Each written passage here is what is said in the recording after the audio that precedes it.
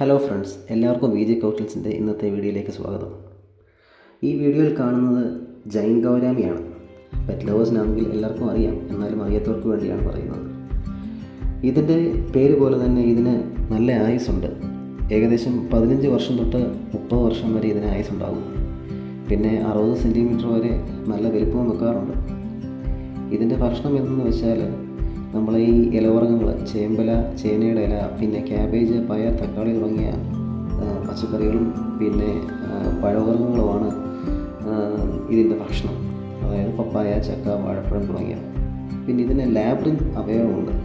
ഈ മത്സ്യങ്ങൾക്ക് വായുവിൽ നിന്ന് നേരിട്ട് ശ്വസിക്കാൻ കഴിയുന്ന ലാബ്രിൻ എന്ന പ്രത്യേക അവയവമുള്ളതിനാൽ ഇതിൻ്റെ വെള്ളത്തിൽ ഓക്സിജൻ അളവ് കുറഞ്ഞാലും ഭയപ്പെടേണ്ടതില്ല. അപ്പം എല്ലാവരും ഇതിനെ ഒന്ന് വളർത്താൻ ശ്രമിക്കാവുന്നതാണ്. അതായത് വളർത്തുന്ന ചിലവ് വളരെ ചുരുക്കമാണ്. അതിന് ഇങ്ങനത്തെ ഭക്ഷണങ്ങൾ കൊടുത്താൽ മാത്രം മതി. അപ്പോൾ ഇങ്ങനത്തെ